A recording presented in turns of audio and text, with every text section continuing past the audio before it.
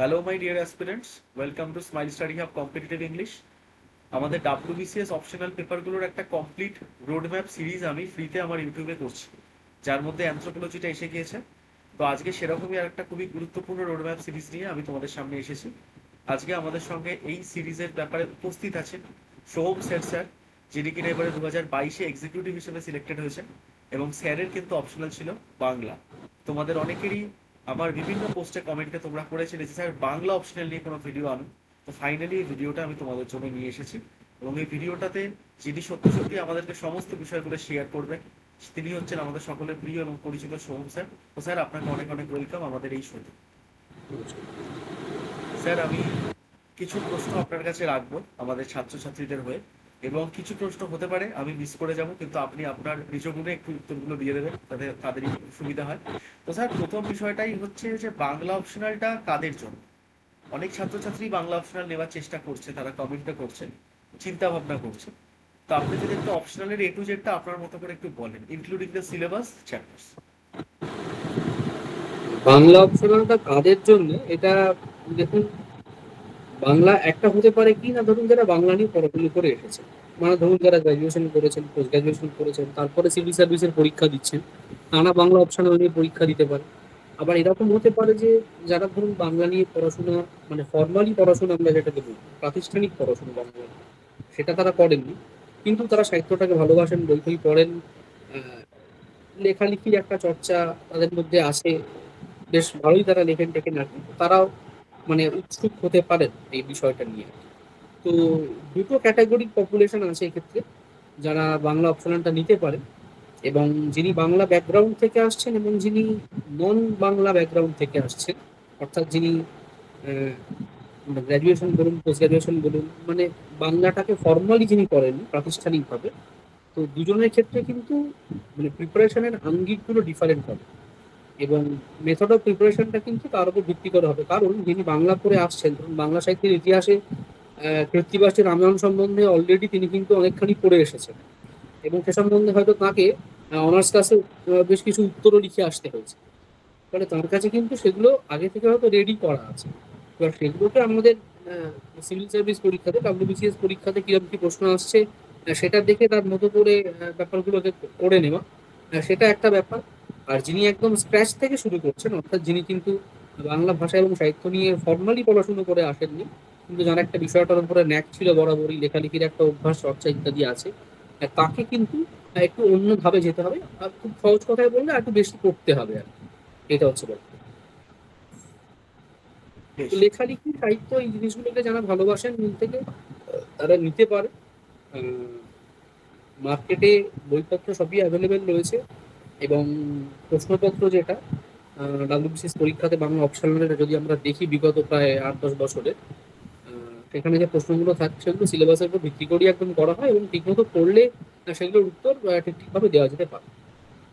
আচ্ছা, আরেকটা প্রশ্ন বেশ বহুল প্রচলিত ছাত্রছাত্রীদের মধ্যে, কারণ বিগত 5 বছরে বেশ কিছু সাবজেক্ট সামনে এসেছে, তারা সেই সাবজেক্টের মেটেরিয়াল অ্যাভেলেবিলিটি সম্পর্কে জানতে পেরেছে। তো আপনি যেটা বললেন যে বাংলার মেটেরিয়াল আছে, পাওয়া যায় মোটামুটি। তো বাংলার মেটেরিয়াল অ্যাভেলেবিলিটি সম্পর্কেও তাদের একটা প্রশ্ন থাকে যে স্যার বাংলা যদি অপশনাল আমরা অপ্ট করি, হতে পারে আমরা নন লিটারেচার ব্যাকগ্রাউন্ড, আমাদের লিটারেচার ব্যাকগ্রাউন্ড নয়। তো সেক্ষেত্রে বাংলা অপশনের ব্যাপারে তো আপনি শেয়ার করলেন আমাদের অডিয়েন্সের সাথে যে কিরকম ভাবে তাদেরকে একটু হয়তো বেশি করতে হবে। তো সেক্ষেত্রে একটা প্রশ্ন আমার ইচ্ছা হচ্ছে আপনাকে করি, যে এই যে আপনি মেটেরিয়াল অ্যাভেলেবিলিটির কথা বললেন, এই মেটেরিয়াল অ্যাভেলেবিলিটি কি মোটামুটি অল ওভার বেঙ্গলি আছে, নাকি তার জন্য কলকাতায় আসতে হবে? দেখুন, কলকাতায় আসতে পারলে তো একটু ভালো হয়, কারণ কলেজ স্ট্রিট মার্কেটে ঘুরলে বেশ কিছু বই টই পাওয়া যেতে পারে। হ্যাঁ, তো সেটা পাওয়া যেতে পারে। এছাড়া ধরুন যারা জেলায় রয়েছেন তারা তাদের এবার বুক লিস্ট গুলো অনলাইন বিভিন্ন রিসোর্সে কিন্তু অ্যাভেলেবেল আছে। মানে এক্ষেত্রে আমি যে কথাটা বলবো, ধরুন আপনার কাছে পথের পাঁচালী বলে উপন্যাসটা আপনার সিলেবাসে আছে। এবার পথের পাঁচালী এমনি যে গল্পের বইগুলো আমরা পড়ি সেখানে কি থাকছে, পথের পাঁচালী উপন্যাসটা সেখানে থাকে। কিন্তু অপশনালের ক্ষেত্রে আমাদের যে বইগুলো ব্যবহার করতে হবে, বা ধরুন যারা বাংলা নিয়ে পড়েছেন, লিটারেচার নিয়ে পড়েছেন, আমাদের বইগুলো মূলত ব্যবহার করে, সেগুলোতে কিন্তু মানে নোট থাকে, অর্থাৎ মূল উপন্যাসের যে বডিটা সেইটাও থাকবে। আবার উপন্যাস নিয়ে কিন্তু একটা সুন্দর আলোচনা, বিভিন্ন ক্রিটিকদের মন্তব্য, এগুলো কিন্তু থাকবে। এই পুরোটা মিলিয়ে একটা বই হয়। এই ধরনের বইগুলোকে ব্যবহার করতে, এই বইগুলো কিন্তু পাওয়া যায়। এবং বিভিন্ন ওয়েবসাইট আছে, সেখানে খুঁজলে কিন্তু একটু পুরোনো দিনের যে এই ধরনের বইগুলো আছে সেগুলো কিন্তু মানে পাওয়া যায় আর কি। সেগুলো ডাউনলোড করে নিজের কাছে রাখা যেতে পারে, এবং কেউ যদি কিনতে চান বুক লিস্টে পরে শেয়ার করা যেতে পারে। সেগুলো আপনারা কিন্তু কিনে নিতে পারেন। কলকাতায় কলেজ স্ট্রিটে তো সেগুলো পাওয়া যাবেই। এছাড়া আমি এখানে একটা কথা বলি, প্রজ্ঞা বিকাশ এবং বঙ্গীয় সাহিত্য পরিষদ এনাদের কিন্তু এই ধরনের বহু মানে অনেক বই আছে। তো এই বইগুলো কিন্তু ব্যবহার করা যেতে পারে। হুম। বেশ, তো তোমরা প্রত্যেকেই জানতে চাইছিলে, আমি কিছু প্রশ্ন তাই স্যারের কাছে রাখছি। প্রথম হচ্ছে নন লিটারেচার ব্যাকগ্রাউন্ডের ছেলেমেয়েদের এরকম কিছু প্রশ্ন থাকে। এবার আমি একটু কিছু, যারা যে অপশনালটা অফ করার চিন্তা করে, হয়তো অ্যান্থ্রো নেই পড়েছে অ্যান্থ্রো নেবে, বা ইংলিশ নিয়ে পড়েছে ইংলিশ নেবে, তেমনি এই ভিডিওটা আমি জানি এমন ছাত্রছাত্রীও দেখবে আমার চ্যানেল থেকে যারা হয়তো বাংলায় নিয়েছো। এবং আমি অনেকের মুখে আমার ব্যাচেও যারা পড়াশোনা করছো শুনি, তোমাদের একটা কমন প্রশ্ন, তো সেটা বাংলার দিক থেকে আমি স্যার জিজ্ঞাসা করতে চাইছি। তো স্যার, একটা প্রশ্ন হচ্ছে, যাদের বাংলাটা নিয়েই পড়াশোনা ছিল, সেটা গ্র্যাজুয়েশন হোক মাস্টার্স হোক, সেটা না একটা পিওরলি একটা একাডেমিক্স এর পার্ট ছিল। এবার এইখানে কম্পিটিটিভ সেকশনে যখন তারা পা রাখছে, হয়তো সাবজেক্টটা সেমই আছে, সিলেবাসও খানিকটা সেমই আছে, কিছু কি আলাদা হয়? এটা অনেকের প্রশ্ন থাকে যে কোনো অপশনের ক্ষেত্রে। তো বাংলাটার ক্ষেত্রে আমি চাই আপনি একটু আলোকপাত করুন যে is there any difference between competitive and academics? কিছু ডিফারেন্স আছে, মাইন্ডসেট হোক, নোট প্রিপেয়ারিং হোক? দেখুন, বাংলা ভাষা এবং সাহিত্যের যে বিষয়, ধরুন আজকে বুঝমাত পদার্থ, সেটা তো একাডেমিক্সে আলাদা আর বাংলা অপশনালে আলাদা হয়ে যাবে, ব্যাপারটা একই থাকবে। চণ্ডীদাস যে পদটা লিখেছিলেন সেই পদটা একই আছে। এবার হচ্ছে যে আমি কিভাবে প্রিপেয়ার করব, কোন প্রশ্নগুলো প্রিপেয়ার করব, কোন চ্যাপ্টারগুলো প্রিপেয়ার করব, এই যে ব্যাপারটা, এইখানে কিন্তু একটু মাইন্ডসেট বদলানোর ব্যাপার দরকার আছে। এবং শুধু এই জায়গাটাতে নয়, উত্তর লিখবার ক্ষেত্রে উত্তরগুলোকে আরো অনেক বেশি সাইন্টিফিক্যালি যদি লিখতে পারা যায়। যেরকম কি হয় যে অনার্স বা মাস্টার্সের ক্লাসে আমরা কি করি যে একটা দীর্ঘ আলোচনার ব্যাপার থাকে, বাট এখানে কিন্তু সেটা না করে আরো অনেকটা সাইন্টিফিক ওয়েতে যদি আমরা করতে পারি, হ্যাঁ, কোনো ফ্লোচার্ট ডায়াগ্রাম ইউজ করে, বাংলাতেও কিন্তু এটা করা যায়, এটা করা পসিবল। হ্যাঁ, সুতরাং সেখানে কিন্তু উত্তরের যে বিন্যাসটা সেটা আরো সুন্দর হবে আর কি। তো এই জিনিসগুলো দেখুন, বাংলা নিয়ে যিনি পড়ে এসেছেন তার কাছে কিন্তু মেটেরিয়ালটা অলরেডি অ্যাভেলেবেল আছে। ফলে যিনি বাংলা না পড়ে এসে এইখানে এই লিটারেচারটা অপশনাল নিচ্ছেন, তার থেকে কিন্তু তিনি মেটেরিয়ালের অ্যাভেলেবিলিটির দিক থেকে একটু এজে আছেন। কিন্তু সেই এজটা সারপাস করা যেতে পারে উত্তর লেখার টেকনিক এবং মানে পড়ার স্ট্র্যাটেজির উপর ভিত্তি করে। এটা হচ্ছে আমার বক্তব্য। এর পরের প্রশ্নটা হচ্ছে, বাংলা অপশনালের ক্ষেত্রে যে বাংলা একটি ভাষা, তো সেক্ষেত্রে কয়েকটা কমেন্ট বোধহয় তোমরাই করেছিলে আমার কোনো পোস্টে। সেটা হচ্ছে হাতের লেখার গুরুত্ব কত। মানে অনেকে বলে থাকে যে স্যার আমার হাতের লেখাটা এখনো অব্দি স্টেবল হয়নি। এবার এইটার উপর গুরুত্ব কতটা দেওয়া হয় খাতা চেকিং এর ক্ষেত্রে? দেখুন, লেজিবেল হ্যান্ডরাইটিং হতে হবে, মানে যেন পড়ে বুঝতে পারা যায়। দেখুন, হাতের লেখা যদি কারো ভালো হয়, খুব সুন্দর হয়, সেক্ষেত্রে এক্সামিনার উপরে একটা প্রভাব পড়ে যে বেশ খাতাটা সুন্দর আছে, গোছানো আছে, এটা একটা ব্যাপার। আর হাতের লেখা মোটামুটি হলেও যে নম্বর খুব কম পাওয়া যায় ব্যাপারটা এমন নয়, কিন্তু যেন পড়ে বুঝতে পারা যায়। মানে একদম জড়ানো জড়ানো লেখা হলো, পড়ে হয়তো বুঝতে পারা যাচ্ছে না, র সব একসাথে মিশে গেছে, এই ব্যাপারগুলো যেন না হয় আর। সেটা একটু যদি কারো মানে হ্যান্ড রাইটিং মানে এরকম একটু দেখা যায় যে ঠিকঠাক নেই আর কি, তো একটু বাড়িতে লিখতে হবে, রিগোরাসলি একটু লেখাটা প্র্যাকটিস করতে হবে। এবং লেখবার সময় অক্ষরের যে স্পষ্টতা, সেটার উপরে কিন্তু একটু ধ্যান দিতে হবে। হুম। লেখার সাইজ, মানে কোন পাতায় কতটা মার্জিন ছেড়ে কোন সাইজে আমি লিখছি, এটাও কিন্তু ম্যাটার করে। হুম। মানে এই পুরো বিষয়টার উপরেই ধ্যান দিতে হবে আর কি। মানে দেখুন, হাতের লেখা একবারে খারাপ হওয়াটা এটা তো ঠিক না। আহ, ঠিকঠাক ভাবে পড়া যাবে এটা হলেই হবে আর কি। বেশ, এবং তার সাথে কন্টেন্টটাকে কিন্তু ভালো রাখতে হবে। কন্টেন্টটা ভালো শুধু থাকবে। হাতের লেখাটাই বিচার্য না, কন্টেন্টটাকে কিন্তু ভালো রাখতে হবে। বেশ, তো সকলেই শুনতে পাচ্ছ, যে সমস্ত প্রশ্নগুলো আমি সোশ্যাল মিডিয়া বা তোমাদের কাছ থেকে পাই, আমি একটুও জাজ করি না তোমরা ভুল প্রশ্ন করছো না ঠিক প্রশ্ন করছো। যখন প্রশ্নটা সোশ্যাল মিডিয়ায় করছো, হয়তো তোমাদের কাছে সেই প্রশ্নটা নিয়ে গেছে, সেই জন্য আমি তোমাদের এই প্রশ্নগুলো টপারদের কাছে তুলে দেবো।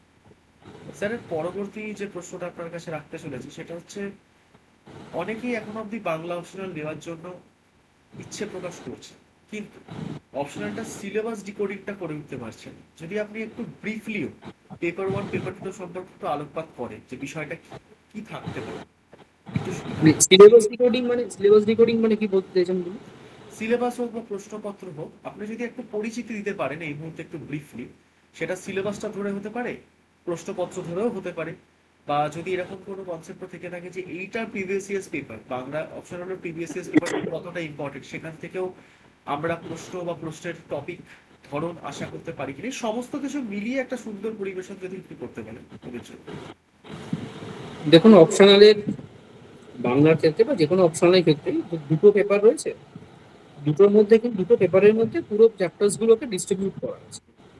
এবার আমরা যদি প্রথম পেপারটা দেখি, মানে যে পরীক্ষাটা আপনার ফার্স্ট হাফে হবে, সকালবেলাতে হবে, তার যে বিষয়গুলো আমাদের ডাব্লিউবিসিএস বাংলা অপশনালের ক্ষেত্রে রয়েছে, সেটা হচ্ছে বাংলা ভাষার যে ইতিহাসটা আছে, অর্থাৎ একদম সেই ইন্দো ইউরোপীয় আর্য ভাষা থেকে শুরু করে বাংলা ভাষার উদ্ভব, তার বিকাশ, তার পরিণতি কিভাবে হলো, তার বিবর্তন, আজকের বাংলা কিভাবে তৈরি হলো, এই জায়গাটা যেমন রয়েছে, তেমনি কিন্তু লিঙ্গুইস্টিক্স এর কিছু বিষয়, ধ্বনি পরিবর্তন বলুন, হ্যাঁ, তারপরে হচ্ছে ট্রান্সলিটারেশন, এই যে জিনিসগুলো, রোমানাইজেশন, এখান থেকে খুব একটা প্রশ্ন আসে না ট্রান্সলিটারেশন থেকে। বাট বাকি যে পার্টগুলো আছে, বাংলা শব্দ ভান্ডার, বাংলা ধ্বনি পরিবর্তনের কথা বললাম, হ্যাঁ, আরো যে বিভিন্ন বিষয়গুলো, এইগুলো থেকে কিন্তু একটা পার্টে প্রশ্নটা আসে। এর সেকেন্ড পার্ট যেটা, সেটা হচ্ছে একটা বাংলা ভাষা গেল, আমরা কিন্তু সবসময় এটা বলবো যে বেঙ্গলি ল্যাঙ্গুয়েজ অ্যান্ড লিটারেচার। আমরা চলতি কথায় বাংলা সাহিত্য বলে ফেলছি, কিন্তু অ্যাকচুয়ালি কিন্তু বলা উচিত বাংলা ভাষা ও সাহিত্য।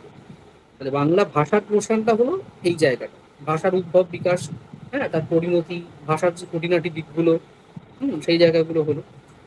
এরপরে আসবে বাংলা সাহিত্যের ইতিহাস, অর্থাৎ একটা হলো যে বাংলা ভাষাটা কিভাবে ডেভেলপ করবে, এবার কিন্তু বাংলার সাহিত্যটা কিভাবে ডেভেলপ করছে। হ্যাঁ, তো সেই যে পুরো যে ইতিহাসটা, তার যে পরিণতি, একদম সেই চর্যাপদ থেকে আরম্ভ করে, চর্যাপদের আগে যদি আমরা ধরি, জয়দেবের গীতগোবিন্দর মধ্যেই তো প্রথম বাংলার অস্ফুট ধ্বনি পাওয়া গেছিল। তো সেখান থেকে আস্তে আস্তে চর্যাপদ হয়ে, তারপর শ্রীকৃষ্ণ কীর্তন, বৈষ্ণব পদাবলী, পরবর্তীকালে শাক্ত পদাবলী, মঙ্গল কাব্য, এই যে পুরো বিষয়গুলো, এবং তারপরে আলটিমেটলি রবীন্দ্রনাথ, বঙ্কিমচন্দ্র, শরৎচন্দ্র, তারাশঙ্কর বন্দ্যোপাধ্যায়, এই যে পুরো যে লাইনটা, ক্রোনোলজিটা, এই বিষয়গুলো কিন্তু আমাদের পেপার, মানে প্রথম যে পেপারটা হচ্ছে তার মধ্যে কিন্তু আছে। বাংলা ভাষা এবং বাংলা সাহিত্য, এই দুটোরই হচ্ছে ইতিহাসটা, কিভাবে এগুলো ডেভেলপ করবে। আর এর পরের যে পেপারটা, অর্থাৎ যে পরীক্ষাটা সেকেন্ড হাফে হচ্ছে, সেখানকার বিষয়টা কিন্তু যেরকম আমরা 9, 10, 11, 12-এ পড়েছি, এই টেক্সট থাকবে, টেক্সট থেকে কোশ্চেন অ্যান্সার লিখতে হবে, উপন্যাস, গল্প, কবিতা, যাই হোক না কেন, নাটক, এই পোর্শনটা হচ্ছে সেকেন্ড পেপার। অর্থাৎ সেখানে উপন্যাসও আছে, সেখানে কবিতাও আছে, সেখানে নাটকও রয়েছে, যেটা আমরা, যে বাংলাটা আমরা পড়তে সাধারণত অভ্যস্ত, যে একটা চ্যাপ্টার থাকে, চ্যাপ্টারটা পড়ে আমাদেরকে উত্তর প্রশ্ন ওই সমস্ত করতে হবে আর কি। সেইটা হচ্ছে পেপার, সেকেন্ড পেপার, যেটা যেটা আমাদের বেলায় পরীক্ষা, এইটা হচ্ছে বিষয়টা। হুম। এবার এবার এখানে অনেক যেহেতু চ্যাপ্টার আছে, সেক্ষেত্রে এই কথাটা বলা যে আমাদের কিন্তু একটু স্ট্র্যাটেজিক্যালি পড়তে হবে। হ্যাঁ, স্ট্র্যাটেজিক্যালি পড়তে হবে, এবং প্রিভিয়াস ইয়ার কোশ্চেনটা দেখে কোন চ্যাপ্টার থেকে কত ফ্রিকোয়েন্সিতে প্রশ্ন আসছে, এইটা আমাদের কিন্তু একটু নির্দিষ্টভাবে বুঝতে হবে। সেটা বুঝলে কি হবে, যে কোন চ্যাপ্টারটার উপরে আমরা কতখানি গুরুত্ব আরোপ করব, এই ব্যাপারটা মানে নির্ধারণ করতে আমাদের সুবিধা হবে, এবং সেটা কিন্তু আমাদের মানে পুরো যে অপশনালের প্রিপারেশনটা, তার কস্ট এফেক্টিভনেসটাকে বাড়িয়ে দেবে। বেশ। তো আহ, সেটা আমরা আহ, আলোচনা করতে পারি, মানে প্রিভিয়াস ইয়ার হ্যাঁ, কোশ্চেন কিরকম ফ্রিকোয়েন্সিতে এসছে হ্যাঁ, সেটা। যদি আপনি কমফোর্টেবল থাকেন স্যার, ছাত্রছাত্রীরা উপকৃত হবে, কারণ অনেকে যখন প্রথম একটা সাবজেক্ট পিক করে তাদের অনেক প্রশ্ন থাকে, সেক্ষেত্রে যদি আপনি দু একটা প্রশ্ন আলোচনা করেন তাহলে হয়তো একটা ভালো হতে পারে, যদি আপনার এই মুহূর্তে হয় কমপ্লিট। সেক্ষেত্রে আমার স্ক্রিনটাকে একটু শেয়ার শেয়ার করা যাবে তো, স্ক্রিনটা নাকি? হ্যাঁ, নিশ্চয়ই, কেন করা যাবে না, তাদের ছাত্রছাত্রীদের আরো আচ্ছা ভালোই আচ্ছা, হবে। বোধ হয়। তোমরা যারা যারা ভিডিওটা এখন অব্দি দেখছো, লাইক অ্যান্ড সাবস্ক্রাইব, আর প্রত্যেককে বলে দিই 5 আগস্ট থেকে আমাদের next descriptive batch for WBCS 2024, অর্থাৎ দ্বিতীয় ব্যাচটা আরম্ভ হচ্ছে, ফার্স্ট ব্যাচ তো ফুল হয়ে গেছে। আর বাকি সমস্ত কিছুর জন্য অ্যাপটা ডাউনলোড করে নেবে প্লে স্টোর থেকে, অ্যাপ এসে গিয়েছে, এবং তার সঙ্গে বাকি যারা আনুষঙ্গিক জায়গাগুলো আছে ওগুলোকে যুক্ত হয়ে যাবে। এই শেয়ারটা কোথা থেকে করে? একটা আপ অ্যারোর একটা অপশন পাবে, আপ অ্যারো? একটা এরকম উঁচু মানে এদিক করা একটা তীর আছে। সেটা তো দেখাচ্ছে না এখানে, তো মুশকিল হয়ে গেল। একটা হচ্ছে হ্যান্ড রেজে, আচ্ছা আচ্ছা আচ্ছা আচ্ছা আচ্ছা আচ্ছা, শেয়ার ইউর ডিভাইস অডিও, এটাও কি দিতে হবে নাকি? অডিওটা এই দেখুন, একটা শেয়ার স্ক্রিন একটা অপশন আসছে, আমার তো স্ক্রিনে হ্যাঁ 2 নম্বর হ্যাঁ হ্যাঁ দেখাচ্ছে। হ্যাঁ হ্যাঁ, হচ্ছে হচ্ছে হচ্ছে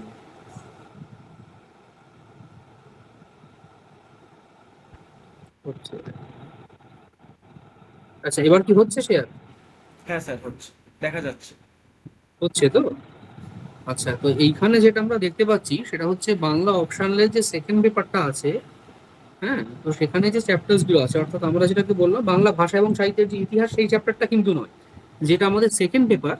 অর্থাৎ সেখানে যে ওই কবিতা গল্প এগুলো পড়ে যে আমাদের প্রশ্ন উত্তরগুলো লিখতে হবে, সেই জায়গাটার কথা আমি বলছি। তো সেটা একটা আমি মোটামুটি একটা অ্যানালিসিস করেছি।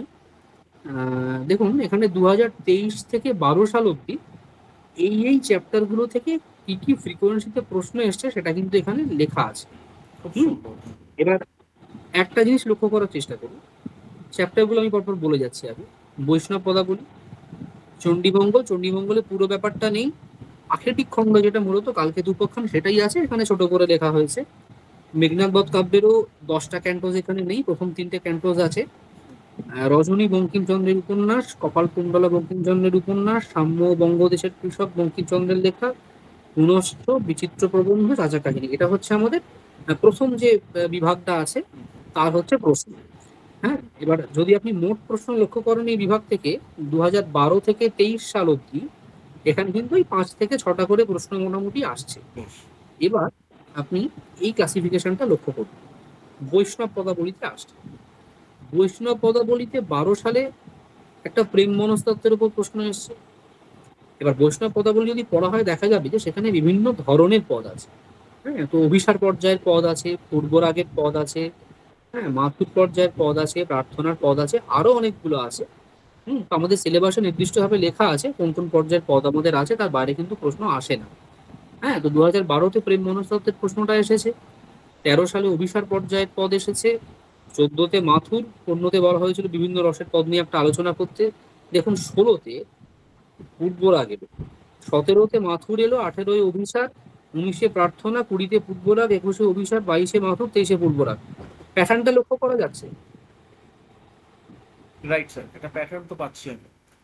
এই প্যাটার্নটা লক্ষ্য করতে হবে, এই প্যাটার্নটা।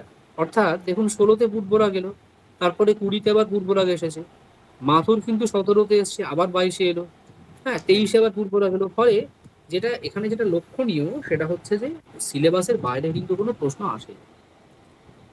এবার এই যে বিভিন্ন রসের পদ সম্বন্ধে লিখতে দেওয়া হচ্ছে, এটা কিন্তু আউট অফ সিলেবাস প্রশ্ন নয়। এই এই যে পূর্বরাগ, মাথুর, অভিসার, এই যে বিভিন্ন পর্যায়গুলো আছে, এই পদগুলো পড়তে গেলে কিন্তু রসগুলোর কথা জানতে হবে। হুম। এবং এই পুরোটা নিয়েই তো বৈষ্ণব কবি মনস্তত্ত্ব। তো সেখান থেকে একটা প্রেম মনস্তত্ত্ব উপর প্রশ্ন কিন্তু 12 সালে করা হয়েছিল। তাহলে এই যে পুরো জিনিসটা, এটা একটা ইন্টিগ্রেটেড হইতে আমাদের দেখতে হবে। হুম। এরপরে আমরা চণ্ডীমঙ্গলে আসি।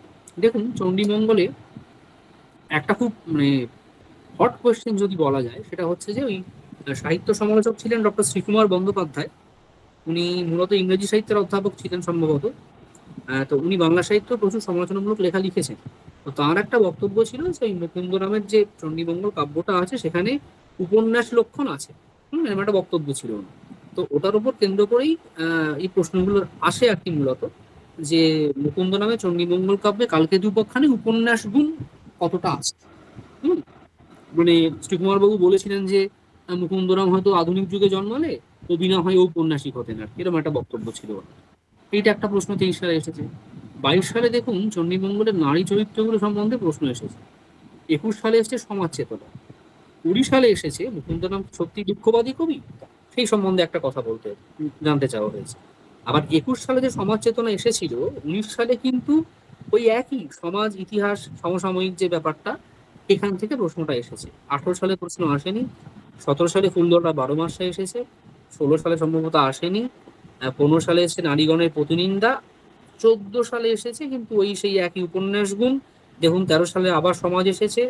12 সালে কিন্তু দুঃখবাদী না জীবনরসবাদী কবি, সেই প্রশ্নটা এসেছে। তাহলে প্রশ্নগুলোর যে রেডিয়াসটা, সেই রেডিয়াসটা কিন্তু খুব একটা বড় নয়। মানে মোটামুটি চ্যাপ্টারগুলো থেকে আমরা যদি মোটামুটি 8-10টা প্রশ্ন রেডি করে ফেলতে পারি, তাহলে কিন্তু, এবং সেগুলোকে এমন ভাবে করতে হবে যাতে তার মধ্যে থেকে আরো অন্য প্রশ্নের উত্তর খুঁজে নেওয়া যায়, তাহলে কিন্তু সেটা অনেকটা কাভার করে দেবে। এবং যদি আপনি লক্ষ্য করেন, দেখুন এখানে 1 2 3 4 5 6 7 8 9, বোধহয় 9টা চ্যাপ্টার আছে। তার মধ্যে সব থেকে বেশি ফ্রিকোয়েন্সিতে কিন্তু প্রশ্ন এসেছে কটা? 3টে। মানে 3টে চ্যাপ্টার থেকে, বৈষ্ণব পদাবলী, চণ্ডীমঙ্গল কাব্য এবং মেঘনাদ বধের প্রথম 3টে সর্গ। এখান থেকেই কিন্তু প্রতি বছরই দেখুন প্রায় প্রশ্নটা এসেছে। এবং মেঘনাদ বধ যদি আপনি দেখেন, দেখুন 23 সালে এসেছে চিত্রাঙ্গদা এবং প্রমীলা, এই দুটো নারী চরিত্র আছে প্রথম 3টে ক্যান্টোর মধ্যে, সেই প্রশ্নটা এসেছে। 21 সালে এসছে রস বিচার, অর্থাৎ বীর রসের কাব্য না করুণ রসের কাব্য। রাইট। 20 সালে এসছে আবার ওই সেই রাবণ ও চিত্রাঙ্গদা।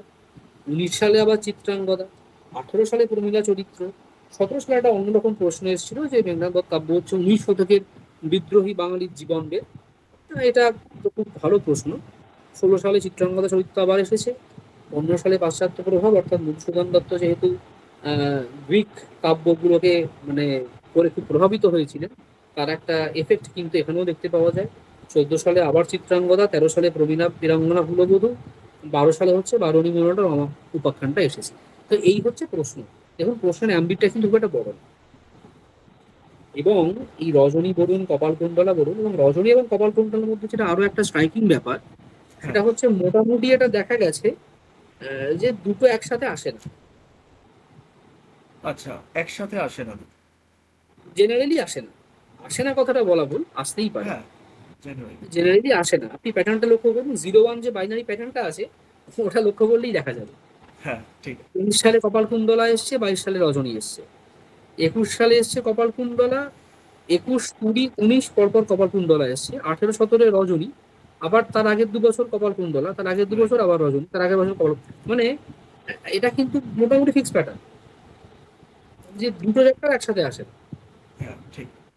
আর একটা জিনিস, দুটোর মধ্যে কিন্তু একটা আসবেই। দুটোর মধ্যে একটা আসবে। দুটোর মধ্যে একটা আসবেই দেখুন এবার নাই আসতে পারে, এরকম কিছু হার্ড হ্যাঁ, অ্যান্ড ফাস্ট তো হয় না। হ্যাঁ, কিন্তু এরকম কোনো রুল এটা তো নেই। এটা এরকম জানে খুব ভেবে নেওয়া যায় যে মানে এটাই হ্যাঁ, মানে মোটামুটি একটা অ্যাকসেপ্টেড একেবারে প্র্যাকটিস। মোটামুটি এটা মানে একটা কাস্টমারি ব্যাপার আর কি, ঠিক, যে ঠিক। মানে দুটোর মধ্যে কোনো একটা আসবে। হ্যাঁ, ফলে এই বৈষ্ণব পদাবলী থেকে শুরু করে কপালকুণ্ডলা অবধি এই সবকটা চ্যাপ্টার যদি খুব ভালোভাবে করা যায়। এবার একটা জিনিস লক্ষ্য করুন, ওপরে ক বিভাগে কতগুলো প্রশ্নের উত্তর লিখতে হচ্ছে? 3টে প্রশ্নের উত্তর লিখতে হবে। রাইট। এই 5টা চ্যাপ্টার ভীষণ ভালো করে রেডি করতে হবে। বাকি যে চ্যাপ্টার গুলো রয়েছে, সাম্য, বঙ্গদেশের কৃষক, পুনশ্চ, বিচিত্র প্রবন্ধ, চাচা কাহিনী, হুম। এগুলো কিন্তু এগুলোর উপরে প্রথম ফোকাসটা দিয়ে ফেললে মুশকিল আছে। হ্যাঁ, মানে প্যাটার্নটা যেটুকু দেখতে পাচ্ছি এবং অডিয়েন্স সেটুকু দেখতে পাবে যারা বুঝতে পারবে, তাতে এই নিচের দিকের যেগুলো রয়েছে তাদের খুব একটা রিপিটেশন দেখা যাচ্ছে না। খুব একটা রিপিটেশন নেই, এবং ওই চ্যাপ্টার গুলোর কস্ট এফেক্টিভনেসটা কিন্তু অনেকটা কম। একটা। এটা মানে স্বীকার করতে হবে। ঠিক, ঠিক। হ্যাঁ, আচ্ছা, এটা বৈষ্ণব চলাকালীন পদাবলীতে আমি আমার অডিয়েন্স বা আমার ছাত্রছাত্রীদেরকে একটা কথা বলতে চাইবো। হতে পারে আমার আমার ভুল ধারণা, তবে যেটুকু আমি দেখেছি 6 7 বছরে সমগ্র ইউটিউবে, তাতে এতটা ডিটেলে যেটা আমাদের জন্য সোহম সেন্সার নিয়ে এসেছে, তোমাদের জন্য নিয়ে এসেছে, আমার মনে হয় না যে এতটা ডিটেলে একটা অ্যানালাইসিস আমরা এর আগে ইউটিউবে কোথাও দেখতে পেয়েছি। আমার ইনস্টিটিউটের কথা শুধু বলছি, আর মনে হয় না দেখতে পেয়েছি। তো যদি তোমাদের একই মতামত হয় তোমরা কমেন্ট সেকশনে জানাতে পারো, কারণ এই যে অ্যানালাইসিসটা আমাদের সামনে রয়েছে, এটা যেন দেখেই একটা একটা ভালো লাগা তৈরি হচ্ছে যে কত সুন্দর, কত দারুণ করে অ্যানালাইসিসটা করা হয়েছে। তার জন্য স্যারকে আমার তরফ থেকে একটা ধন্যবাদ। এরপর আপনি বাকিটা বলতে পারেন। Thank you. এটা হচ্ছে আমরা এই মানে সেকেন্ড যে পেপারটা, অর্থাৎ আফটারনুন যে পেপারটা আমাদের লিখতে হবে, তার প্রথম বিভাগটাতে আমরা এটা দেখলাম। এবারে পরের বিভাগটাতে আসছে। হুম? পরের বিভাগটাতে কিন্তু যে কোনো দুটো প্রশ্নের উত্তর দিতে হবে। ঠিক আছে? এবার এখানে আমরা একটু মোট কতগুলো প্রশ্ন আসছে দেখবো। বিগত 4 বছরে হ্যাঁ, 4টে করে প্রশ্ন এসছে। তার আগের 1 2 3 4 5 বছরে 3টে করে, তার আগের বছর 5 6 5। এটা হচ্ছে প্যাটার্ন। মোটামুটি 4টে প্রশ্ন আসবে বলা যেতে পারে, 4টে ঠিক। আসবে। তো এখানে কিন্তু দেখুন, যদি আপনি লক্ষ্য করেন, এখানে যে চ্যাপ্টারগুলো আছে, দ্বিজেন্দ্রলাল রায়ের লেখা চন্দ্রগুপ্ত নাটক আছে, ডিএল রায়ের লেখা। শরৎচন্দ্র চট্টোপাধ্যায়ের লেখা গৃহদাহ উপন্যাস আছে। আধুনিক বাংলা কবিতা মধ্যে এই কটা কবিতা কিন্তু আছে। প্রমথ চৌধুরীর প্রবন্ধ সংগ্রহের মধ্যে বোধহয় 3টে প্রবন্ধ না 4টে প্রবন্ধ ছিল, আমার এই মুহূর্তে এক্সাক্ট মনে পড়ছে না। পথের পাঁচালী উপন্যাসটা আছে। একালের গল্প সঞ্চয়নে কিন্তু এই গল্পগুলো আছে। জীবনানন্দের শ্রেষ্ঠ কবিতা, সেখানে তো পুরো শ্রেষ্ঠ কবিতাটাই রয়েছে, আলাদা করে কিছু বলা নেই। হ্যাঁ, তা তো খুব দেখছি, ভাস্ট, হ্যাঁ। হ্যাঁ খুব ভাস্ট ব্যাপার। আর জাগরী উপন্যাসটা রয়েছে, আর হচ্ছে সতীনাথ ভাদুরীর জাগরী উপন্যাস, আর হচ্ছে বাদল সরকারের এবং ইন্দ্রজিৎ নাটকটা আছে। এবং এই হলো ইন্দ্রজিৎ। আমাদের সেকেন্ড পার্টের সিলেবাসটা। এবার যেটা লক্ষণীয় দেখুন, আধুনিক বাংলা কবিতা এবং একালের গল্প সঞ্চয়ক, এখান থেকে কিন্তু মোটামুটি এই যে দেখুন, এটা তো ফিক্স বলা আছে যে এই এই গল্পগুলোই আছে, এই এই কবিতাগুলোই আছে। তাহলে এখানে কোনো বাইরে যাওয়ার ব্যাপার নেই সিলেবাসে, রাইট। এর ওখান থেকেই প্রশ্নটা আসবে। তাহলে এইগুলো আগে রেডি করে ফেলতে হবে। এবং যদি আপনি প্যাটার্নটা লক্ষ্য করেন, দেখুন নোটিস করুন যে একালের গল্প সঞ্চয়নের যে গল্পগুলো আছে সেখান থেকে কিন্তু কন্টিনিউটিটা অনেক বেশি প্রশ্ন আসে। ঠিক। হ্যাঁ, মানে বিগত আমরা যদি 23 সাল থেকে 12 সাল ধরি, একমাত্র বোধহয় 18 সালে আর 15 সালে এই চ্যাপ্টার থেকে কোনো প্রশ্ন আসেনি, বাকি কিন্তু প্রত্যেকবারই এসেছে। হ্যাঁ, প্রত্যেকবারে একটা আর রিপিটেশন দেখা যাচ্ছে। আর এই কটাই তো গল্প: আদাব, ফসিল, পয়মুখম, হারানের নাজ্জামাই, টোপ, অশ্বমেধের ঘোড়া, এই হচ্ছে গল্প। এর বাইরে তো আর গল্প নেই। তাহলে এটা এটা খুব মানে খুব ছোট একটা জায়গা, এটাকে আগে রেডি করে ফেলতে হবে। তারপরে হচ্ছে আধুনিক বাংলা কবিতা। আধুনিক বাংলা কবিতাতে কিন্তু নির্দিষ্ট ওই কটা কবিতাই আছে। ওই শাশ্বতী আছে সতীন্দ্রনাথ দত্তের, নজরুলের আমার কৈফিয়ত, প্রেমের মিত্রের আমি কবিজাত কামারের, অচিন্ত কুমার সেনগুপ্তের রবীন্দ্রনাথ, এই এই কয়েকটা পার্টিকুলার কবিতা আছে। আর বুদ্ধদেব বসুর বোধহয় বন্দির বন্দনা কবিতাটা আছে। হ্যাঁ, তো এই কটা কবিতা, এটাও খুব মানে একটা স্পেসিফিক একটা সিলেবাস। তাহলে এইটা আমাদের রেডি করে ফেলতে হবে। তো সুতরাং এই যে জায়গাগুলো, অর্থাৎ যেখানে বেশি বাইরে যাওয়ার স্কোপ নেই প্রশ্নকর্তার কাছে, সেই জায়গাটা ধরে কিন্তু ওটা আগে রেডি করে ফেলতে হবে আমাদের। এবার বাকি চ্যাপ্টার গুলোতে আমি আসি। হ্যাঁ, নিশ্চয়ই। চন্দ্রগুপ্ত নাটক, গৃহদাহ উপন্যাস, আর হচ্ছে জাগরি, এই 3টে আমার মতে এরপরে পড়ে নেওয়াটা উচিত। এখানে কিন্তু ওরকম 8টার মধ্যে 4টে বেশি ফোকাস করে ফেললাম, এই ব্যাপারটা করলে একটু মুশকিল আছে, কারণ এখানে প্যাটার্নটা কিন্তু একটু ডিস্ট্রিবিউটেড। মানে আচ্ছা। এখানে ফ্রিকোয়েন্সিটা প্রশ্ন আসার সেটা কিন্তু খুব কনসেন্ট্রেটেড কোথাও একটা না, আদার দেন ওই একালের গল্প সঞ্চয় লক্ষ্য করলে বুঝতে পারবেন দেখুন। হুম ফলে এখানে একটু মিলিয়ে মিশিয়ে কিন্তু প্রশ্ন আসে, এবং কোন বছর কোন প্রশ্নটা আসবে এটা বলা একটু ডিফিকাল্ট। ডিফিকাল্ট। বেশ। এটা সত্যি একটু বলা ডিফিকাল্ট। ফলে এখানে কিন্তু ওরকম মানে একদম প্রিসাইজ দিয়ে এই কটা ভালো করে আগে পড়ে ফেলবো, এটা একটু করা মুশকিল আছে। তার মধ্যেও ওই যে কবিতাগুলো এবং গল্পগুলো আছে নির্দিষ্টভাবে, সেগুলোকে আগে পড়ে ফেলতে হবে। এবং এখানে জীবনানন্দের যে শ্রেষ্ঠ কবিতা পোর্শনটা আছে, এটা আমার মনে হয় সবার লাস্টে করা উচিত, কারণ এটা একটা বিরাট ভলিউম, তাতে অনেক কবিতা আছে, মানে সেটা মনে রাখাটা খুব শক্ত। এবং সত্যি কথা বলতে কি, জীবনানন্দ দাশের কবিতা পড়ে বোঝাটাও কিন্তু একটা খুব বড় ব্যাপার। হ্যাঁ। মানে ওর সঙ্গে পাশ্চাত্য মানে ইংরেজি পাশ্চাত্য সাহিত্য, মানে তার যে বিভিন্ন আন্দোলন, সুরিয়ালিজম থেকে শুরু করে আরো বিভিন্ন ব্যাপার সেখানে আছে, ইয়েটসের কবিতা, মানে এটা একটা বিরাট ব্যাপার। এটাকে আত্মস্থ করতেও কিন্তু একটু সময় লাগবে। হুম ফলে জীবনানন্দের কবিতাটা শেষে করা উচিত এবং বাকিগুলো আগে করে নেওয়াটা উচিত বলে আমার মনে হয় এই এই হ্যাঁ, এবং জায়গাটা এই থেকে। যতটুকু আমার ধারণা, মানে এই জীবনানন্দের শ্রেষ্ঠ কবিতা যে জায়গাটা আছে, সেখানে তো অনেকটা কন্টেন্ট আছে, এবং সেটাকে শেষে অনেকটা করাটাই কন্টেন্ট বোধহয় আছে। better। আর সেটাকে শেষে ওই মানে কতগুলো খুব মানে হট হট যে কবিতাগুলো হয় আর কি। হ্যাঁ, এই যেমন এখানে আছে আবার আসিব ফিরে থেকে প্রশ্ন এসেছে, 8 বছর আগের একদিন, বনলতা সেন। আবার আবার আসিব হ্যাঁ, ফিরে থেকে একটা রিপিটেশন হয়েছে দেখছি, 16 আর 18। রিপিটেশন একটা হয়েছে। তো এগুলো একটু দেখে ওই শ্রেষ্ঠ কবিতাটা খুলে একটু কতগুলো চ্যাপ্টার মানে কতগুলো কবিতা একটু নিজে নিজে মার্ক করে একটু পড়তে হবে আর কি। যেখানে একটা কথা বেশ। বলে রাখি, এই যে মহিনের ঘোলা বলে যে একটা ব্যান্ড আছে না, যেটা হ্যাঁ, গৌতম হ্যাঁ। চট্টোপাধ্যায় তৈরি করেছিলেন, রাইট, রাইট। সেই মহিনের ঘোড়া কথাটা কিন্তু জীবনানন্দ দাশের কবিতা থেকেই নেওয়া। দারুণ। মহিনের ঘোড়া যে কথাটা, সেটা জীবনানন্দ দাশের কবিতা যেটা থেকেই এখন নেওয়া। তো কাল্ট ক্লাসিক হয়ে গেছে, সেই ওয়ার্ডটা এখান থেকেই নেওয়া হ্যাঁ, যায় কথাটা। দুটো জিনিসই ক্লাসিক, দুটো জিনিসই ক্লাসিক হয়ে গেছে আর কি। ক্লাসিক। ঠিক। তো এইটা গেল হচ্ছে আমাদের সেকেন্ড পেপারটা, অর্থাৎ কিন্তু আমরা লিটারেচারের পেপারটা নিয়ে তখন ডিসকাস করলাম। হ্যাঁ, এবার আমরা প্রথম পেপারটাতে আসছি। এখানে 22 আর 23 এই দুটো আমি একটু ছেড়ে রেখেছি, এটা যারা ক্যান্ডিডেট রয়েছেন তারা নিজেরা একটু এইভাবে প্র্যাকটিসটা করবেন, তাহলে অভ্যাসটা তৈরি হবে। হুম এখানে কিন্তু আমাদের আছে হচ্ছে অপশনাল পেপার ওয়ানে, মানে ফার্স্ট হাফে যে পরীক্ষাটা হবে সেই পেপারটা, এখানে কিন্তু বাংলা সাহিত্য ভাষার ইতিহাসটা তো এরকম ভাবে আমি করেছি, করার চেষ্টা করেছি, কিন্তু বাংলা সাহিত্যের ইতিহাস যে পোর্শনটা আছে সেখানে, এখানে না অ্যাকচুয়ালি ক, খ আর গ তিনটে বিভাগ থাকে, ঠিক আছে?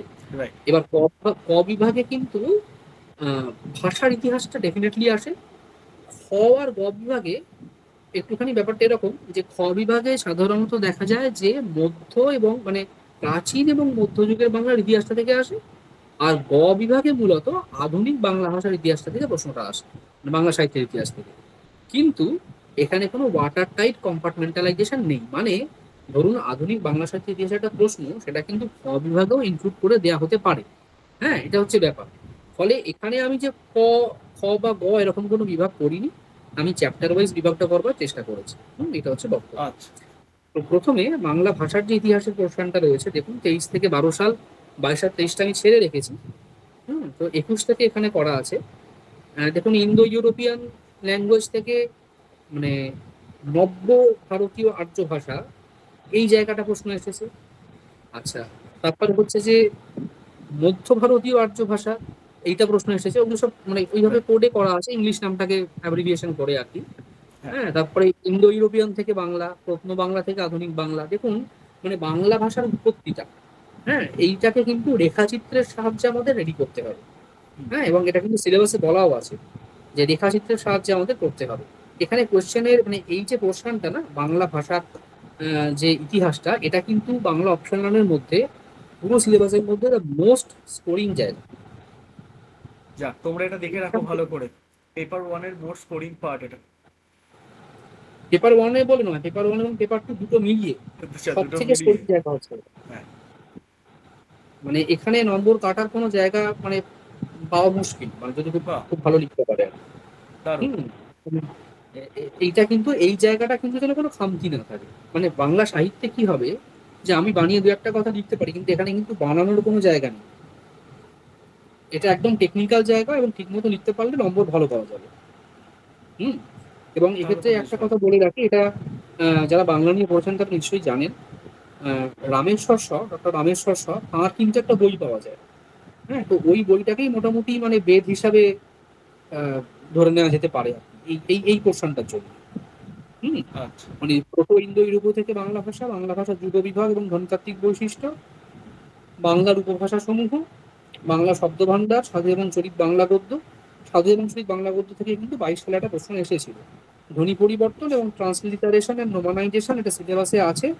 কিন্তু লক্ষ্য করলে দেখবেন যে বিগত এই এতগুলো বছরে এখান থেকে কোনো প্রশ্ন কিন্তু সেই অর্থে আসেনি।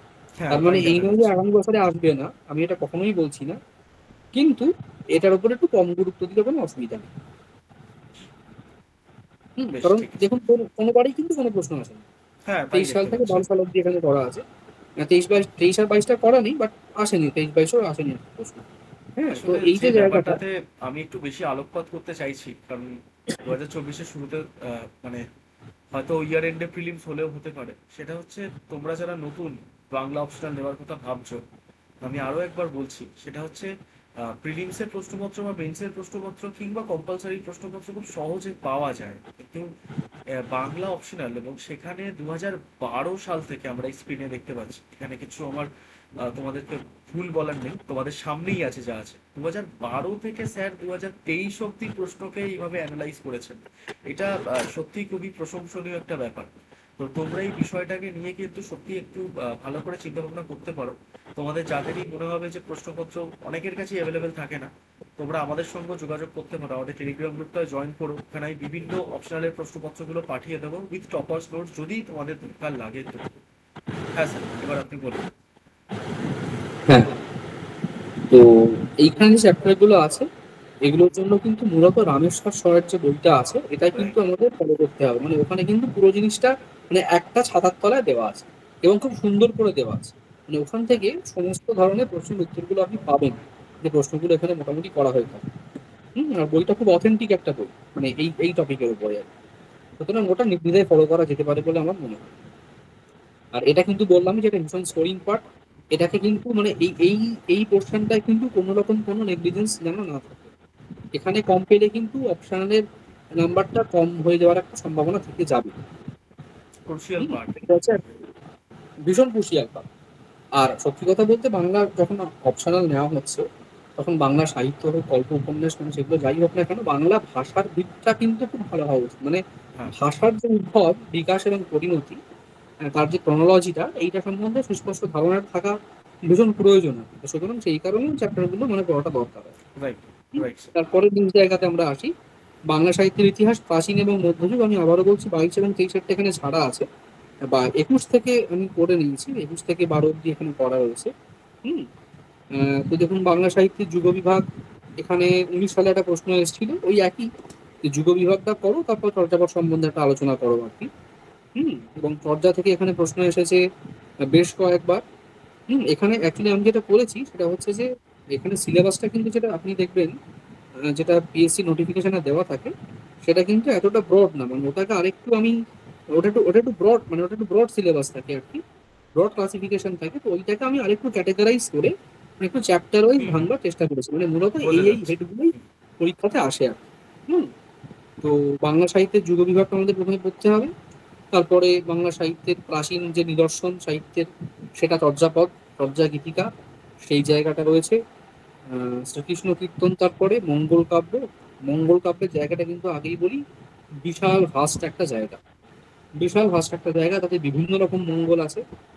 সেখানে অন্নদা মঙ্গল কাব্য থেকে শুরু করে, চণ্ডী মঙ্গল কাব্য থেকে শুরু করে, ধর্মমঙ্গল কাব্য, হ্যাঁ মানে মনসা মঙ্গল কাব্য, পরবর্তীকালে শিবায়ন আসবে। এরকম প্রশ্ন আবার আসে যে শিবায়নকে কি মঙ্গল কাব্য বলা যায়, পক্ষে এবং বিপক্ষে যুক্তিকা। হুম, মানে এই যে বিষয়গুলো, এগুলো কিন্তু রয়েছে। বৈষ্ণব রাইট। পদাবলী, এখানে আমি একটা কথা বলি, বৈষ্ণব পদাবলী তো আমাদের পেপার টুতেও আছে। এবার ফলে বৈষ্ণব পদাবলীটা কিন্তু দুটো পেপারের জন্য আলাদা করে প্রিপারেশন না করে, ওই একই ব্যাপার যেরকম প্রিলিমস আর মেন্স ইন্টিগ্রেটেড হয়, হ্যাঁ, সেরকম এখানেও কিন্তু বৈষ্ণব পদাবলীটা ওই একটা হোল প্রিপারেশন করতে হবে। ফলে ওটা করলে সুবিধা হবে। শাক্ত পদাবলী একই সিলেবাস, মানে তার মধ্যে রয়েছে অনুবাদ কাব্য। মনে হচ্ছে মূলত হচ্ছে ওই ভাগবত, আহ, রামায়ণ এবং মহাভারত, এই তিনটে মূলত অনুবাদ কাব্য, এগুলো এখানে রয়েছে। হ্যাজিওগ্রাফি, হ্যাজিওগ্রাফি মানে হচ্ছে ধর্মীয় জীবনচরিত। অর্থাৎ এখানে বাংলা সাহিত্যের রেসপেক্টে বললে কিন্তু আহ, শ্রীমান মহাপ্রভু শ্রী চৈতন্য দেবের যে জীবনালেখ্য, তো সেটা কিন্তু এখানে আছে। অর্থাৎ চৈতন্য মঙ্গল থেকে শুরু করে চৈতন্য চরিতামৃত, চৈতন্য ভাগবত, এগুলো সম্বন্ধে আলোচনা এবং এগুলোর মধ্যে পারস্পরিক তুলনা, এই আচ্ছা, জায়গাগুলো কিন্তু প্রশ্ন আসে। হুম। বেশ। এবং তার মধ্যে হচ্ছে, এরপরে হচ্ছে সেকুলার সাহিত্য। হুম, অর্থাৎ সেকুলার লিটারেচার বলতে আমরা বলতে চাইছি, মধ্যযুগের যে বাংলা সাহিত্য, এটা তো মূলত দেব কথা নির্ভর সাহিত্য। দেব দেবীদের যে উপাখ্যান, তাদের যে পূজার প্রচলন, এগুলি হচ্ছে মূল, মানে উপজীব্য আর কি এখানে মূল। তো সেই জায়গা থেকে বেরিয়ে এসে একদম বিশুদ্ধ, মানে মানব মানবীর প্রেমের কাহিনী, রোমান্টিক কাহিনী, এটাকে কেন্দ্র করে যে সাহিত্য, সেটাকে আমরা বলছি সেকুলার সাহিত্য। এবং এটা কিন্তু সিলেবাসে খুব গুরুত্বপূর্ণ একটা জায়গা। সৈয়দ আলাওলের কাব্য আছে, এই এই এই জিনিসগুলো, এগুলো কিন্তু আমাদের করতে হবে। বেশ। বলে এখানেও কিন্তু মানে ওই একটা ছেড়ে দিলাম একটা করলাম, ব্যাপারটা এরকম নয়। সেটা হবে না। পুরো জিনিসটাকেই হলিস্টিক ভাবে কিন্তু একদম পুরোটা পড়তে হবে। এখানে এরকম বেশ। মানে কম বেশি পড়বো না পড়বো এই ব্যাপারটা কিন্তু নেই। সেরকম কিন্তু জায়গা নেই এখানে করার। কারণ যে কোনো জায়গা থেকে যে কোনো ধরনের প্রশ্ন আসতে পারে। হুম। তো এটা রাইট। হচ্ছে বিষয়। আচ্ছা, এবার আমরা আধুনিক যুগে আসি। আবারও কিন্তু একই কথা বলছি যে এই ব্যাপারে খ এবং গ বিভাগ, এই দুটো হচ্ছে বাংলা সাহিত্যের ইতিহাস। কটা তো বললাম ভাষার ইতিহাস থেকে আসে, কিন্তু খ আর গহের মধ্যে কিন্তু যে খটা পুরোটাই প্রাচীন মধ্য আর গটা আধুনিক, ব্যাপারটা এরকম নয়। আধুনিক যুগের কিছু কিছু প্রশ্ন একসময় দেখা যায় খ বিভাগের মধ্যেও কিন্তু ঢুকিয়ে দেয়। ফলে এখানে ওরকম খ বা বিভাগ করা নেই, ওই মানে যেরকম ক্রোনোলজি আছে সেরকম বিভাগ করা আছে। হুম। আচ্ছা, এবার আমরা যেটা আসবো সেটা হচ্ছে বাংলা সাহিত্যের ইতিহাসে আধুনিক যুগে। আচ্ছা, এখানে রবীন্দ্র সাহিত্য সম্বন্ধে একটা জায়গা আছে। রবীন্দ্র সাহিত্য এবং রবীন্দ্রোত্তর সাহিত্যিকগণ, আমি এভাবে লিখেছি, ব্যাপারটা হচ্ছে যে রবীন্দ্রনাথের সমকালীন রবীন্দ্রানুসারী এবং রবীন্দ্র বিরোধী এই দুটো কাব্য গোষ্ঠী ছিল, মানে কবি গোষ্ঠী ছিল আর কি। তো এই ব্যাপারগুলো নিয়ে কিন্তু প্রশ্ন আসে। রবীন্দ্রানুসারী কবি সমাজ, রবীন্দ্র বিরোধী কবি সমাজ, এই বিষয়গুলো প্রশ্ন আসে। আচ্ছা, রবীন্দ্রনাথ ছাড়া বাকি যে মেজর ফিকশন রাইটার, অর্থাৎ বঙ্কিমচন্দ্র, শরৎচন্দ্র, তিন বন্দ্যোপাধ্যায়, তারাশঙ্কর মানিক বিভূতি, মানে আপ টু 1950s আর কি। হুম, হুম, তো এই যে সাহিত্যিকরা রয়েছেন, তাদের থেকে কিন্তু প্রশ্ন এখানে আসে। এটা একটা ব্যাপার গেল। নারী সাহিত্যিক একটা ভীষণ ভাইটাল পার্ট এখানে। এই কটা থেকেই প্রশ্ন এসেছে, কিন্তু এর বাইরে আরো অনেকজন নারী সাহিত্যিকের কথা কিন্তু রয়েছে। হুম, বাংলা গদ্যের উদ্ভব ও বিকাশ, যেখানে বিদ্যাসাগরের এবং আমাদের শ্রীরামপুরে উইলিয়াম হুম কেরির হুম খুব বড় ভূমিকা ছিল। গীতিকাব্য এবং আখ্যান কাব্য মানে হচ্ছে ওই নবীনচন্দ্র সেনের যে রৈবতক কাব্য এগুলো আছে, বা মাইকেল মধুসূদন দত্ত, রঙ্গলাল বন্দ্যোপাধ্যায়, হেমচন্দ্র বন্দ্যোপাধ্যায়, এনাদের যে কাব্যগুলো এইগুলো মূলত বলা সেইগুলো হচ্ছে। এখানে রয়েছে। আর তার সঙ্গে হচ্ছে লিরিক্যাল কাব্য, যেগুলো মানে ওই বিহারীলাল চক্রবর্তী সারদা মঙ্গল কাব্য, মানে যেটাকে আমরা ওট বলি না, ওট হ্যাঁ। যেটা। তো সেই জিনিসটা আর কি। আর তার সাথে হচ্ছে বাংলা নাটক। তো এইটাই হচ্ছে মোটামুটি ক্লাসিফিকেশন। তো এখানেও কিন্তু ওরকম মানে একটা পোর্শন পড়বো না, একটা পোর্শন পড়বো, এরকম ব্যাপারটা একেবারেই নেই। সবকটা পোর্শনই ভালো করে পড়তে হবে। বেশ। একমাত্র একটু বাছা যেতে পারে সেটা হচ্ছে, যেটা বললাম, পেপার টু এর যে প্রথম সেকশনটা আছে, ওই 5টা চ্যাপ্টার, এটা সব থেকে বেশি ফোকাস করতে হবে, বাকিগুলো একটু কম ফোকাস করলেও হবে। কিন্তু বাকি সিলেবাসের যে পোর্শনটা আছে সেখানে কিন্তু কোনো মানে ছাড়াছাড়ির ব্যাপার নেই আর কি। পুরোটাই খুব রিগারাসলি পড়তে হবে, এই হচ্ছে বিষয়। রাইট। হুম, এটা হচ্ছে বিষয়। আর এখানে এখানে ওই রবীন্দ্রনাথের যে মানে রবীন্দ্র সাহিত্য দেখুন এখানে এসেছে, রবীন্দ্র উপন্যাস নিয়ে লিখতে দিয়েছে, আর দুই গোষ্ঠী 16 সালে। ওটা মানে হচ্ছে যে কি বললাম, যে রবীন্দ্র বিরোধী আর রবীন্দ্র অনুসারী, এই দুটো কবি গোষ্ঠীর ব্যাপারে ওখানে আলোচনা করা হয়েছে। হুম, এইটা একটা। আর ওই মানে মেজর ফিকশন রাইটার্স যেগুলো আছে এগুলোর ওপরে না মানে ইন্ডিভিজুয়াল নোট তৈরি করে নিতে পারলে খুব ভালো। মানে তারাশঙ্কর বন্দ্যোপাধ্যায়ের উপরে আমি একটা পুরো মানে একটা পুরো নোট রেডি করে ফেলবো না, রাইট। বা বঙ্কিমচন্দ্রের উপরে একটা পুরো নোট রেডি করে ফেললাম, মানে এটা থাকলে এখানে একটু সুবিধা হবে। আচ্ছা, নারী সাহিত্যিক এখানে আশাপূর্ণা দেবী নিয়ে এসেছে। দেখুন, আশাপূর্ণা দেবী নিয়ে বহুবার প্রশ্ন এসেছে। আশাপূর্ণা দেবী একবার এসেছে, আর একবার এসেছে, আর এক 3বার মোট আশাপূর্ণা দেবীর উপরে কিন্তু প্রশ্নটা এসেছে। হ্যাঁ, দেখতে পাচ্ছি। অজন্তা একটা দেবসেন বোধহয় আছেন, 10-এ, মহাশ্বেতা দেবী রয়েছেন। একটা 18, একটা 21। হ্যাঁ, স্বর্ণকুমারী দেবী প্রশ্নটা এরকম ছিল যে বঙ্কিমচন্দ্র যে সময়তে মানে একদম খ্যাতির মধ্য গগনে, সেই সময় দাঁড়িয়েও কিন্তু একজন মহিলা হয়েও, মানে তখন তো পড়াশোনা স্কোপ অতটা ছিল না, কিন্তু সেই জায়গায় দাঁড়িয়েও সমস্ত অন্তরায় জয় করে স্বর্ণকুমারী দেবী কিন্তু তখনকার দিনে মানে একদম প্রতিষ্ঠালব্ধ রাইট। সাহিত্য। হ্যাঁ, তো এই আলোচনাটা সেখানে কিন্তু ছিল, মানে বঙ্কিম মানে কন্টেম্পোরারি অফ বঙ্কিম হিসাবে আর কি। আশাপূর্ণা দেবীর আমরা সকলেই জানি সুবর্ণলতা বহুল কথা, মানে এই হ্যাঁ হ্যাঁ। উপন্যাসগুলো, এগুলো সম্বন্ধে একটু ধারণা রাখতে হবে। মহাশ্বেতা দেবী মূলত হচ্ছে আপনার ধরুন, ওনার তো বহু বিখ্যাত উপন্যাস রয়েছে, হাজার চুরাশির মা, তারপর হচ্ছে হাজার চুরাশি। অরণ্যের যে মানুষ, অরণ্যবাসী আদিবাসী, তাদের যে জীবন, হুম, এবং যে বিভিন্ন প্রজেক্ট তৈরি হওয়ার ফলে তাদের যে মানে বাসস্থানের যে একটা পরিবর্তনের ব্যাপার রয়েছে। মানে তারা তো মূলত মানে অরণ্যের মানুষ, ফলে ইকোলজির সঙ্গে একটা তাদের খুব বড় মানে যোগ আছে। তো রাইট। এই যে ডিসরাপশনটা, এইটা নিয়ে কিন্তু আহ, মহাশ্বেতা দেবীর কাজগুলো রয়েছে, ফলে এই জায়গাগুলো কিন্তু বুঝতে হবে। এছাড়া কবিতা সিংহ আছে, আরো অনেক সাহিত্যিক রয়েছেন, মহিলা সাহিত্যিক, তাদের সম্বন্ধে কিন্তু আমাদের একটু জানতে হবে। এবং এই মহিলা সাহিত্যিকদের কথা আমি বলবো যে একদম ইন্ডিভিজুয়ালি মানে নাম ধরে ধরে এই মহিলা সাহিত্যিকদের সম্বন্ধে কিন্তু নোটটা রেডি করে নিতে পারলে খুব ভালো। এটা হচ্ছে ব্যাপার। বেশ। তো এটাই মোটামুটি আমাদের আলোচনা ছিল প্রিভিয়াস ইয়ার কোশ্চেনের উপর ভিত্তি করে। দারুণ দারুণ একটা বিশ্লেষণ আপনি করলেন, মানে আপনাকে অনেক অনেক ধন্যবাদ জানতে চাই এই বিশ্লেষণটার জন্য। এত সুন্দর একটা শেয়ারটা বিশ্লেষণ শেয়ারটা অন্তত অফ হয়েছে আমি কি? দেখিনি। আপনাকে স্যার দেখা যাচ্ছে না। শেয়ার, আচ্ছা আচ্ছা। শেয়ারটা অফ হয়ে গেছে। হুম হুম হুম। আপনাকে অনেক অনেক ধন্যবাদ স্যার, এত সুন্দর একটা বিশ্লেষণ আপনি করলেন। আহ, এতটাও এক্সপেক্টেড আমার as a director of this institute ছিল না ইউটিউবে। মানে না, এটা এটা সত্যি এটা এই আমার খুব কারণেই ভালো লেগেছে। করলাম, এই কারণেই করলাম। এটা করলে কি হবে, যে এটা করলে পরে মানে পুরো ব্যাপারটা চোখের সামনে পরিষ্কার হয়ে যাবে, যে মানে কোন চ্যাপ্টার থেকে কিভাবে প্রশ্নগুলো আসছে। এবং আমি কিন্তু আবারও বলছি যে এখানে ওই সাজেশনের কোনো জায়গা নেই যে এটা পড়তে হবে ওটা পড়তে হবে না, এরকম কিন্তু ব্যাপার না। কারণ প্রশ্ন কিন্তু যে কোনো দিন মানে বিগত 10 বছরের কোনো দিন আসেনি, মানে পরের বছর কিন্তু ওটা আসতেই পারে, আসবে না এমন আসতে কথা পারে। বলা যায় না। তো তোমরা প্রত্যেকেই দেখতে পেলে, আমরা বাংলা অপশনাল নিয়ে মোটামুটি ভাবে তোমাদের মতো যত প্রশ্ন ছিল, হয়তো অধিকাংশ প্রশ্নেরই উত্তর করতে পেরেছি। যদি আরো কোনো প্রশ্ন তোমাদের মধ্যে থেকে থাকে, তাহলে তোমরা কমেন্ট সেকশনে আমাদেরকে জানাও। চেষ্টা করবো সেই ধরনের প্রশ্নের উত্তর তোমাদেরকে করে দেওয়া। আমরা খুব ভালো করে যতটা সম্ভব হয়, যতটা সম্ভব আমাদের দ্বারা ছিল ততটাই আলোচনা করা হয়েছে। আমার অ্যানথ্রোপোলজিতেই একটা পার্ট হয়নি যেটা বাংলায় হলো, সেটা হচ্ছে প্রশ্নটাকে নিয়ে এক্স্যাক্টলি স্যার এত সুন্দর একটা স্লাইড করে করে দেখিয়েছেন, এটা খুব ভালো লেগেছে। এবার তোমরা নিজেরাই ভেবে দেখো, যদি বাংলা অপশনালের ব্যাচ, যেটা তোমরা অনেকেই খোঁজ নিচ্ছিলে যে স্যার কোন কোন অপশনালের ব্যাচ লঞ্চ হচ্ছে, 4-5টা কাছাকাছি লঞ্চ হচ্ছে। তো যদি বাংলা অপশনাল নিয়ে আমরা পজিটিভলি ভাবছি, আমাদের ইনস্টিটিউট পজিটিভলি ভাবছে দাদার, তো সেখানে তোমরা আমাদের সঙ্গে খোঁজ রাখতে পারো। এবং আমি স্যারকে লাস্ট একটা প্রশ্ন করবো, কারণ আপনি অলরেডি যা বলে দিলেন, তারপরে আমি আর আমি একটা কথা একটু বলে দিই, বুক হ্যাঁ লিস্টের ব্যাপারে একটা কথা একটু বলে দিই। হ্যাঁ, বুক সেটা লিস্টেই হচ্ছে আসছিলাম, আপনি রামের, বলুন। আচ্ছা আচ্ছা আচ্ছা আচ্ছা, রামেশ্বর স্বরের বইটা তো বললাম, ওটা বাংলা ভাষার যে ইতিহাসটা ওটার জন্য খুব ইম্পর্টেন্ট। মানে বাংলা ভাষার উদ্ভব এবং বিকাশ এবং তার ফোনোলজিক্যাল যে ব্যাপারগুলো আছে, আর বাংলা সাহিত্যের ইতিহাসের ক্ষেত্রে কিন্তু বাজারে অনেক বই আছে। মানে এত বই আছে যে বই মানে বহু বই আছে, মানে এ নিয়ে কোনো বইয়ের কোনো অন্ত নেই। রাইট। হ্যাঁ, তো পুরোনো দিনের যদি বই বলি, সুকুমার সেনের একটা বই আছে বাংলা ভাষার ইতিহাস, মানে বাংলা ভাষার ইতিহাস আর কি।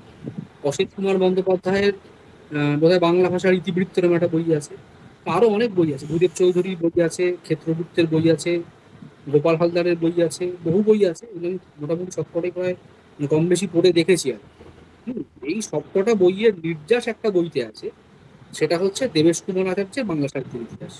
তো আমার মতে ওই বইটা থাকলে অনেকগুলো বইয়ের কাজ একসাথে হয়। বেশ দারুণ, মানে এটা তোমাদের সময় দেবেশ বাঁচবে কুমার অনেক। আচার্যের বইয়ে 4টে ভলিউম আছে। 4টে ভলিউম দরকার লাগে না, প্রথম 2টো ভলিউম থাকলেই হয়। আর পরের 2টো ভলিউম আমার কাছে জাস্ট মানে for the sake of collection আছে, কিন্তু 4টে লাগে না। পরীক্ষার জন্য প্রথম 2টো লাগলেই মানে রাখলেই হবে আর কি। হ্যাঁ, বেশ। তো এটা আমার অভিজ্ঞতা বলে যে যতগুলো ভালো ভালো বই, শ্রীকুমার বন্দ্যোপাধ্যায়ের বই আছে, হ্যাঁ, মানে বাংলা সাহিত্যের বিকাশের ধারা এরকম একটা নামে একটা বই আছে। আবার ধরুন বঙ্গ সাহিত্য উপন্যাসের ধারা, শ্রীকুমার বন্দ্যোপাধ্যায়ের আর একটা বই। হ্যাঁ, রবীন্দ্র সৃষ্টি সমীক্ষা অনানি আর একটা বই, এরকম আরো বহু বই আছে বাংলা সাহিত্যের ইতিহাস এবং তার বিষয়গুলোর উপরে। মোটামুটি এগুলোর একটা ক্রাক্স আপনি পাবেন হচ্ছে দেবেশ আচার্যের যে বইটা আছে ওর মধ্যে। বেশ। হ্যাঁ, ওতে মোটামুটি ওটা সবকটা বইয়ের নির্দেশগুলো নিয়ে একটা মানে খুব সুন্দর একটা কম্পাইলেশন, এবং তার মধ্যে মৌলিক কথাও অনেক আছে, মৌলিক আলোচনাও রয়েছে। তো বাকি বইগুলোর থেকে বাংলা সাহিত্যের ইতিহাস নিয়ে পড়তে গেলে আমার মনে হয়, দেখুন যিনি আগে বাংলা নিয়ে পড়াশোনা করেছেন তিনি তো বই পড়েছেন, যা পড়েছেন তার কাছে মেটেরিয়াল আছে।